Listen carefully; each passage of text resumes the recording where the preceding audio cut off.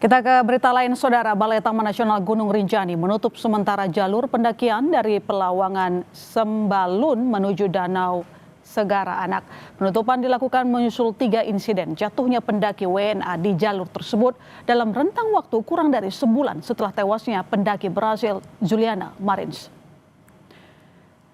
Imbas kecelakaan pendaki, Balai Taman Nasional Gunung Rinjani menutup aktivitas pendakian di jalur Pelawangan Sembalun menuju Danau Segara Anak.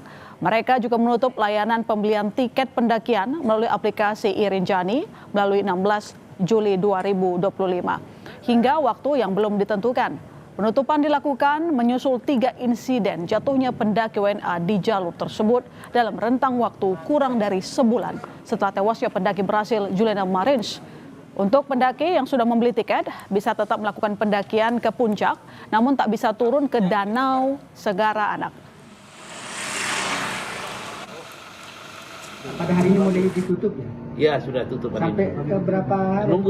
Kita nunggu juga informasi selanjutnya. Booking online-nya ditutup dari hari ini? Iya, hari ini tutup.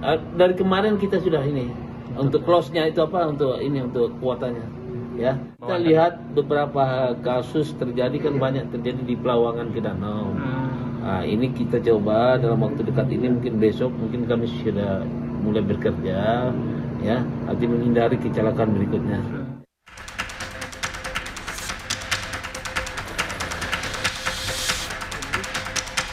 Dalam waktu 1 bulan, terjadi lagi 3 insiden pendaki warga negara asing terjatuh di jalur Pelawangan Sembalun menuju Danau Segara Anak, usai peristiwa tewasnya pendaki Brasil Juliana Marins.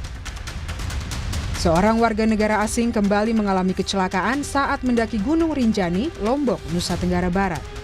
Kali ini, pendaki perempuan asal Belanda Sarah Tamar van Holten terjatuh di jalur Pelawangan menuju Danau Segara Anak dan mengalami cedera pada bagian leher. Lokasi dan kondisi medan yang sulit membuat tim SAR gabungan mengupayakan evakuasi lewat jalur udara.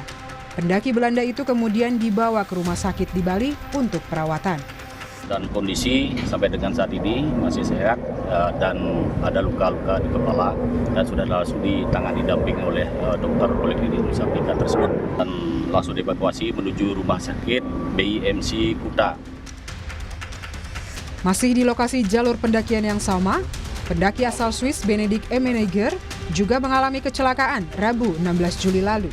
Benedict mendaki Rinjani bersama 4 rekannya melalui jalur Sembalun. Saat turun, korban terjatuh dan diduga mengalami patah tulang pada kaki. Pendaki asal Swiss itu akhirnya berhasil dievakuasi tim SAR dalam keadaan selamat menggunakan helikopter dan dibawa ke rumah sakit di Bali.